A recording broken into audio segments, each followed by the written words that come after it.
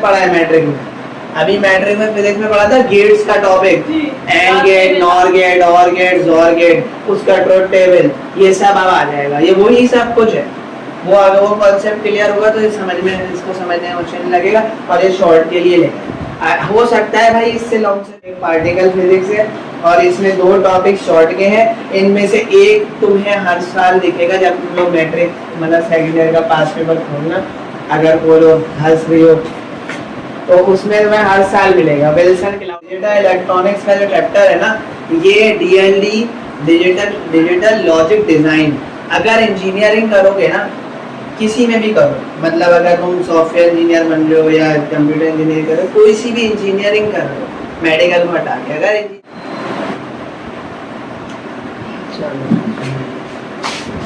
वो ये जो हमारे पास सेकेंड ईयर फिजिक्स की अभी नई बुक आई है, उसका कोर्स का ब्रेकडाउन मतलब क्या क्या लॉन्ग है इसमें, क्या क्या शॉर्ट है, ठीक है, वो बताऊँ।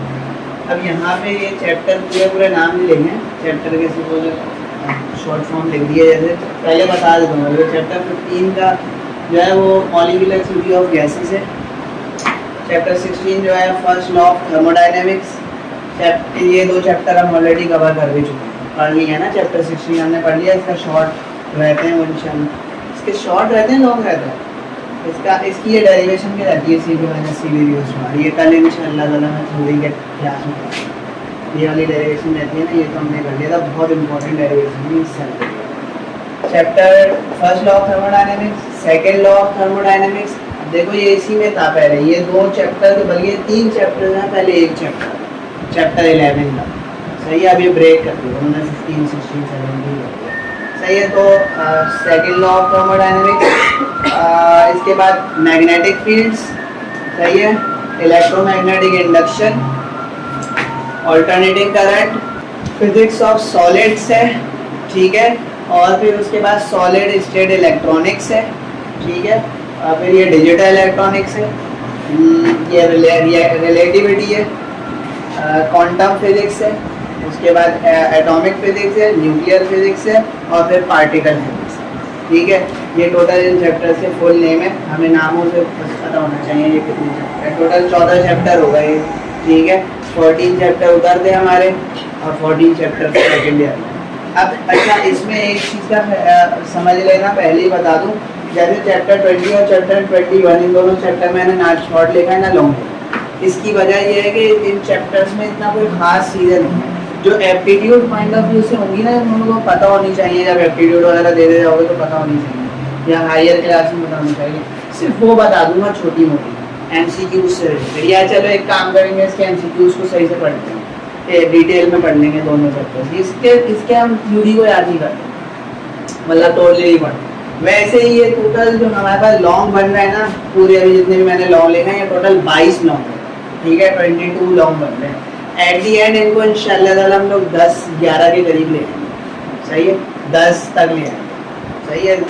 अभी पढ़ने के बाद, करने के बाद, इम्पोर्टेंट निकालने के बाद 10 तक लेंगे। वैसे ये 22 लॉन्ग लिखेंगे, और टोटल 15 शॉर्ट है। और शॉर्ट की तो हमें कोई टेंशन है भी नहीं, उसकी वजह यही है कि आप लोग वैसे भी शॉर्ट न्यूमेरिकल से निकालेंगे। 9 न्यूमेरिकल आते हैं ना, सीधे सीधे गिने हुए 9 शॉर्ट करने होता है, 9 के 9 शॉर्ट ही गिनते हैं। ये सिर्फ फॉर द सेफ साइड करा है कि अगर कोई न्यूमेरिकल मुश्किल आ जाता है तो जितने शॉर्ट मैं करवाऊंगा, जैसे ये दोनों शॉर्ट करवा दिए मैंने, सही है, ये शॉर्ट नहीं करवाया, कल करवा देंगे, ठीक है। इसके अलावा और भी जितने, जैसे सेल्सियस और केल्विन स्टेटमेंट है, ये करवा दूंगा, ठीक है। बहुत सारे शॉर्ट इसमें मैंने लिख तो दिए हैं, हो सकता है कुछ ना भी कर, उसकी वजह से भी है क्योंकि हम लोग सेफ साइड के लिए कर रहे हैं। तो अगर ना भी करें मसला नहीं है, न्यूमेरिकल हमें आता है। जो मेन है ना, बहुत इंपॉर्टेंट शॉर्ट है 15 में से भी, तो ये निचोड़ के जो है ना, ये तकरीबन 7-8 हो जाएंगे, आधे तो काम होंगे ही होंगे। 15 का आधा, चलो 7.5 8 कर लो, 8 होंगे, 8 तक होंगे, ठीक है। खैर अब देखो है क्या क्या शॉर्ट, इसका करवा चुका हूँ मैं। इसमें 2 ही शॉर्ट लिखे हैं मैंने, गैस लॉ और काइनेटिक एनर्जी डायरेक्टली प्रोपोर्शनल होती है टेम्परेचर के, ये हमने कर भी चुकी है, सही है। ये लॉन्ग भी करवा चुका हूँ मैं, P=ρ(v²/3).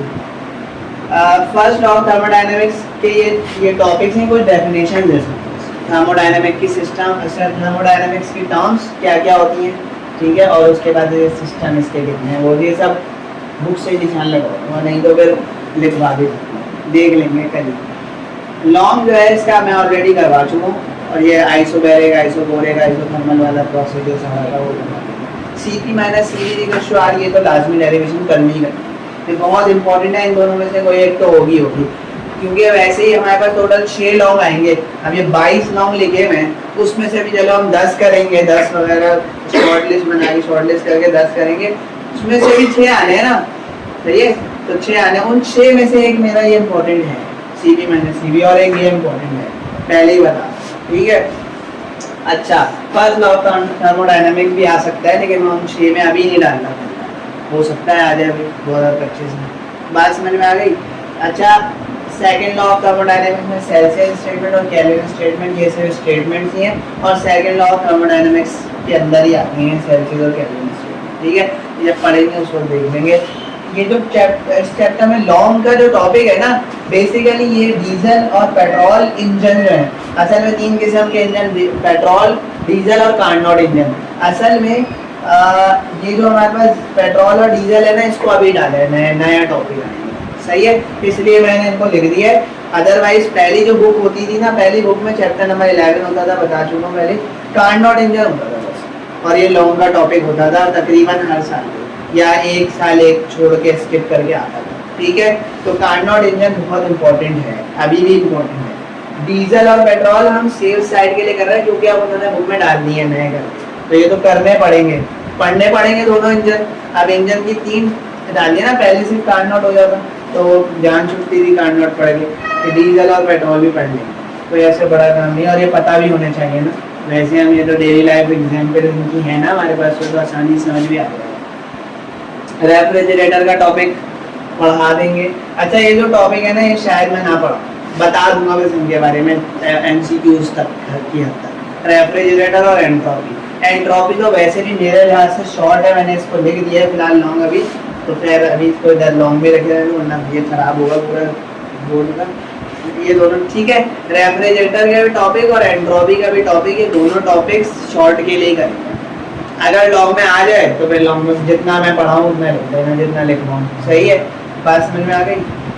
मेन इस चैप्टर का जो टॉपिक है मैं अंडरलाइन कर देता हूँ या चलो डबल टिक लगा देता हूँ। मेन जो लॉन्ग है ना इस चैप्टर का, वो है कार्नोट इंजन, सबसे मेन, समझो एक ही लॉन्ग है इस चैप्टर में। चैप्टर 15, 16, 17 तीनों में, इस 16 चैप्टर में 2 लॉन्ग है, बाकी 15 और 17 में एक ही लॉन्ग। ये लिखे हैं उधर 3 है। बात समझ में आ गई। एंट्रोपी और रेफ्रिजरेटर में मैग्नेटिक फील्ड्स, इसमें ये शॉर्ट और ये रहा शॉर्ट, F=BIL sin थीटा, ये एक डेरिवेशन होती है शॉर्ट के लिए, ठीक है, कर लेंगे छोटी सी डेरिवेशन। और मैग्नेटिक फ्लक्स का टॉपिक है और इसके केसेस हैं, टाइप्स हैं, ये जीरो होगा, फना होगा, वो सब देख लेंगे, ठीक है। उसके बाद लॉन्ग का जो टॉपिक है, इसमें एम्पियर्स लॉ और इसकी एप्लीकेशन, और एम्पियर्स लॉ थोड़ा बहुत तुम लोग मैट्रिक में भी पढ़ के आएंगे। गैल्वानोमीटर और उसकी गणना, ये 2 लॉ बहुत इंपॉर्टेंट है। इवन ये जो गैल्वानोमीटर वाला टॉपिक है ना, ये पिछले सालों में अगर पहले आप देखोगे तो पिछले सालों में हर साल दिखेगा लॉन्ग, ये गैल्वानोमीटर वाला हर साल दिखेगा तब, सही है। कोई सा भी पेपर होगा उसमें तुम्हें गैल्वानोमीटर और उसकी कन्वर्जन लिखी हुई है, इसको लिखो, ये लॉन्ग आता ही आता है, सही है। तो खैर आप देखते हैं आता है नहीं आता, फिलहाल हमें करना तो, ठीक है।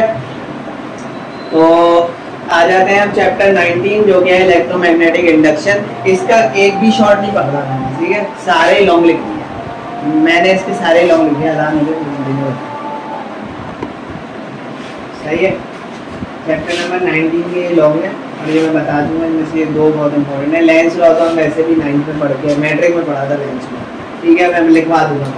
और ये एडी करंट से इंडक्टेंस जो है ना, असल में बेसिकली न्यूमेरिकल बहुत इंपॉर्टेंट होता है। जब हम अभी इस चैप्टर में आएंगे ना, तो इंडक्टेंस के न्यूमेरिकल्स बहुत इंपॉर्टेंट है, ट्रांसफार्मर के भी न्यूमेरिकली इंपॉर्टेंट है, ठीक है। वैसे ये टॉपिक पूरा बड़े बड़े टॉपिक है लॉन्ग की बढ़ती रखते हैं, है लॉन्ग, सही है। इन 2 के असल में न्यूमेरिकल्स आते हैं। AC जनरेटर के टॉपिक भी लॉन्ग है, और जनरेटर हमने पहले 9th में भी पढ़ा था थोड़ा बहुत, फिर मैट्रिक मैग्नेटिक फील्ड वाले चैप्टर में थोड़ा बहुत पढ़ा था जनरेटर के बारे में। खैर इसके ये 2 टॉपिक बहुत मेन है। अच्छा, 20 और 21 के बारे में वैसे ही बता चुका हूँ। अब आ जाते हैं हम सॉलिड स्टेट इलेक्ट्रॉनिक्स पे। इस चैप्टर के शॉर्ट, ये सारे शॉर्ट करने पड़ेंगे, क्योंकि इनसे बेसिकली एप्टीट्यूड में टेस्ट पूछा जाता है, ठीक है, तो ये हमें पता होना चाहिए। सही है, कहीं तुम एंट्री मतलब टीचिंग का टेस्ट वगैरह देने भी जाओगे ना स्कूल वगैरह में, वहाँ पे भी इससे बड़ा सवाल पूछते हैं। सही है, कुछ स्कूल होते हैं इनसे बड़ी मोहब्बत होती है, वो पूछते हैं इनसे। सही है, खैर ये समझ में आ गई बात। अच्छा, चैप्टर 23 हमारे पास डिजिटल इलेक्ट्रॉनिक्स है। ये तो डिजिटल इलेक्ट्रॉनिक्स का जो चैप्टर है ना, ये DLD डिजिटल लॉजिक डिज़ाइन।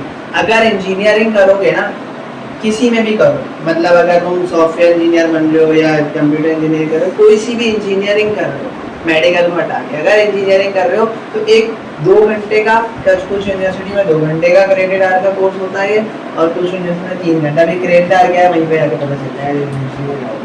खैर, ये 3 घंटे का होता है बेसिकली, 2 या 3 घंटे का इसकी लैब भी होती है।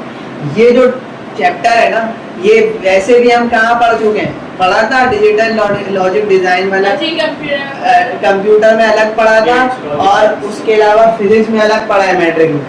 अभी मैट्रिक में फिजिक्स में पढ़ा था गेट्स का topic, and gate, nor gate, or gate, जोर गेट, उसका ट्रुथ टेबल, ये सब अब आ जाएगा। ये वही सब कुछ है, वो अगर वो कॉन्सेप्ट क्लियर होगा तो इसको समझने में मुश्किल लगेगा, और ये शॉर्ट के लिए लेंगे।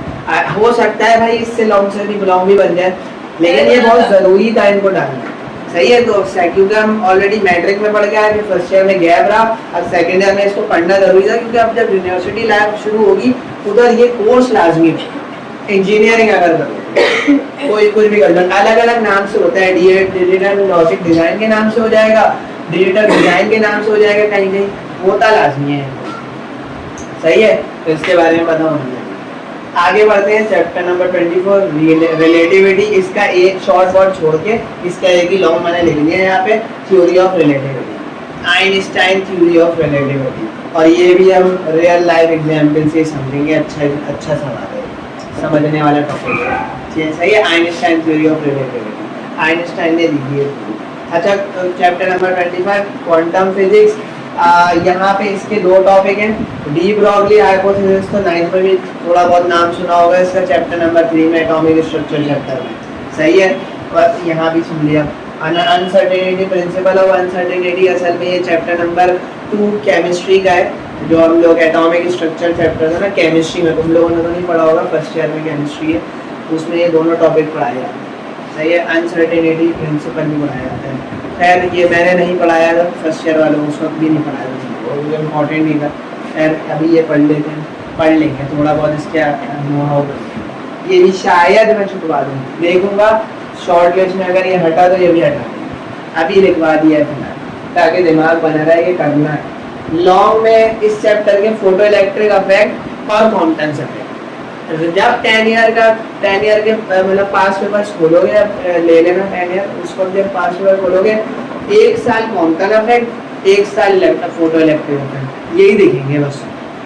और किसी एक साल में थ्योरी ऑफ रिलेटिविटी भी देख सकती है, क्योंकि पहले ये चैप्टर नंबर 24 और 25 ये एक होता था, और ये चैप्टर नंबर 17 होता था पुरानी बुक का। तो उसमें सारे टॉपिक एक साथ आते थे, theory of relativity, photo electric effect और कॉम्पटेंस इफेक्ट, ये तीनों टॉपिक एक साथ होते थे, और इन 3 लॉन्ग में से एक लॉन्ग हर साल बनता था। सही है, और उसमें से ये बहुत कम दिखेगा लॉन्ग में, थ्योरी बहुत कम, मतलब देखिएगा, ऐसा नहीं है, करना जरूरी है, इंपॉर्टेंट है। अब बुक नहीं चेंज हुई है तो बहुत कुछ चेंज हो सकता है।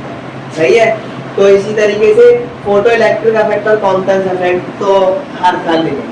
2023 में अगर ये कॉम्पटेंस आया होगा तो 2022 में फोटो इलेक्ट्रिक देख लेना है 10 ईयर में। सही है, पास पेपर। ये टॉपिक तो बहुत इंपॉर्टेंट है। इसके अलावा भी इस चैप्टर में 2 टॉपिक और डाले मैंने, वैसे तो वो इस चैप्टर में पहले भी थे, पेयर प्रोडक्शन का टॉपिक, और एक है ब्लैक बॉडी रेडिएशन। ठीक है, वो 2 टॉपिक भी मैंने अभी स्किप करे मैंने इन दोनों टॉपिक को, क्योंकि बहुत बर्डन हो जाता है देखते सार। अभी लग रहा होगा क्योंकि हमें आ जाते हैं कम लॉन्ग करने की ना, 7-8 पीसी फर्स्ट ईयर में मैंने कितने मैक्सिमम 10 करवाए होंगे। तो मैं अभी भी बोल रहा हूँ, इनको मैं इंशाल्लाह शॉर्ट लिस्ट करूँगा, अभी सिर्फ लिखवा रहा हूँ, मैं पता होना चाहिए क्या क्या है इसमें। सिर्फ मैं बुक चेंज हुई है तो मैं एटलीस्ट पढ़ा है तो पता तो ना कि क्या क्या पढ़ा है हमने। सही है, हाँ, साथ साथ मैं बता भी रहा हूँ, शॉर्ट लिस्ट कर भी रहा हूँ। ये 2 टॉपिक हो गए, 1 2, ये वाला 2, ये रहा कहाँ गया, ये रहा 3, 3 ये हो गए, 2 हो रहे, 5 तो ऐसे ही बता दिए, सही है। तो टॉप 10 में जो आएंगे वो बता 5 तो बता ही दिए। उसके बाद वो भी कर लेंगे जो मॉडल पेपर में है। हाँ बिल्कुल। तो chapter number 26 atomic physics. Atomic physics में अब एटॉमिक स्ट्रक्चर का नाम आया तो बोर्स एटॉमिक थ्योरी याद है, हम लोगों ने 9th में भी पढ़ी थी, बोर्स पोस्टुलेट। अब इसकी एक डेरिवेशन भी होती है एटॉमिक रेडियस की, और उसके अलावा फिर एनर्जी की, और हमारा वेवलेंथ और फ्रीक्वेंसी की। और वो उसका सर हिल रहा है इस वजह से कि उसने पढ़ी थी, केमिस्ट्री में पढ़ाते थे। केमिस्ट्री में फर्स्ट ईयर केमिस्ट्री में पूरा टॉपिक सही से पढ़ा। और ये भी वो टॉपिक है जो सेकेंड ईयर फिजिक्स में पुरानी बुक में चैप्टर 18 में था, और हर साल आता, हर साल गैल्वेनोमीटर के साथ चेक करना। ये सही है, ये बात तुम लोगों को दिख जाएगी जब सेकंड ईयर का पास पेपर देते। तो इसलिए बहुत इंपॉर्टेंट टॉपिक है। एक्स रेज और लेजर मैंने डाल दिया, लेजर फिर भी इंपॉर्टेंट है। एक्स रेज को शायद मैं देखूंगा, इन रेज को, सही है, हो सकता है पढ़ाऊँ, हो सकता है ना, से बता दूंगा नॉलेज के। इस पर लॉन्ग के लिए लिखवा नहीं रहा, लॉन्ग के लिए लिखवाऊंगा तो ये तो लाजमी नहीं, बहुत स्पष्ट समझ में आ गया बात लॉन्ग का। अच्छा, चैप्टर नंबर 27 न्यूक्लियर फिजिक्स। इसमें law of radioactive decay, सही है, law of radioactive decay बहुत इंपॉर्टेंट है, पुरानी बुक से उठाया हुआ है। बाकी radioactivity, nuclear fission, fusion और चेन रिएक्शन, ये सब हम 9th मैट्रिक में पढ़ गए, आज मैट्रिक में ही पढ़ गए। न्यूक्लियर स्ट्रक्चर पूरा चैप्टर पढ़ा था ना, एटॉमिक स्ट्रक्चर था, न्यूक्लियर स्ट्रक्चर था, याद नहीं। न्यूक्लियर फिजिक्स है फिलहाल अभी चैप्टर, सिर्फ ये टॉपिक नया है, law of radioactivity, law of radioactive decay. इस चैप्टर तुम लोगे, सही है, वैसे तो ये पुराना ही टॉपिक है, हमारे लिए नहीं, सेकेंड ईयर के बच्चों के लिए, वरना ये पुरानी बुक में भी था ये टॉपिक। ये दोनों टॉपिक हमारे लिए नए नहीं है, रेडियो एक्टिविटी और ये। तो ये वो ये छोटे मोटे टॉपिक हैं, ये वैसे भी शॉर्ट के लिए करेंगे, पढ़ेंगे। तो मैंने अभी फिलहाल लॉन्ग में लिखा हुआ है, तो मैं साथ साथ हटाते जो हटाने हो वैसे ही बता रहा हूँ, ये दो भी हट जाएंगे लॉन्ग से, रेडियो एक्टिविटी भी और न्यूक्लियर फिजन फ्यूजन। ये पढ़ाना जरूर है, बस ये है कि तो ये शॉर्ट हम ऑलरेडी कर चुके हैं। Radioactivity alpha beta gamma rays जिसमें निकली थी पूरी, ठीक है, वो खैर पढ़ते हुए देख लेंगे। लास्ट टॉपिक जो कि एक पार्टिकल फिजिक्स है, और इसमें 2 टॉपिक शॉर्ट के हैं। इनमें से एक तुम्हें हर साल दिखेगा जब तुम लोग मैट्रिक मतलब सेकेंड ईयर का पास पेपर खोलना, अगर बोलो हंस रही हो तो उसमें तुम्हें हर साल मिलेगा, विल्सन क्लाउड चैम्बर। ये जो टॉपिक है ना, ये वाला हर साल मिलेगा शॉर्ट में, सही है।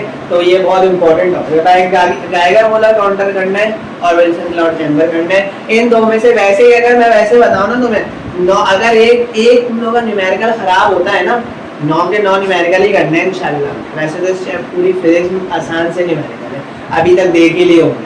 अभी 2 चैप्टर के न्यूमेरिकल में कुछ मुश्किल लगा, तकरीबन सब चैप्टर में ऐसा ही कुछ हिसाब है, थोड़े बहुत होंगे जो मुश्किल होंगे, वरना सब फर्स्ट ईयर से तो आसानी है, सही है। तो अब यहाँ पे जो पार्टिकल फिजिक्स में ये जो 2 लॉन्ग है 2 शॉर्ट है ना, इनमें से एक लाजमी पेपर में होगा, शॉर्ट में ही होगा। तो अगर कोई न्यूमेरिकल हमारा ऐसा आउट आ जाता है तो हमें पता है कि इन दोनों में से कोई एक टॉपिक कहाँ है। ये तो आएंगे, मैं वैसे ही बता दूं, इनमें से इस विल्सन क्लाउड चैम्बर या गाइगर मोलर काउंटर, इन दोनों के आगे 2025 लिख सकते हैं, सही है। और अगर इन दोनों में से भी एक करें तो वो विल्सन क्लाउड चैम्बर है, लेकिन वो फिर टोटल रिस्क है, ठीक है, इसलिए अच्छा है वो गाइगर मोलर काउंटर भी। आगे बात समझ में, ये टोटल ब्रेकडाउन है, इसके अकॉर्डिंग हम तैयारी करेंगे फिजिक्स, सेकेंड ईयर फिजिक्स।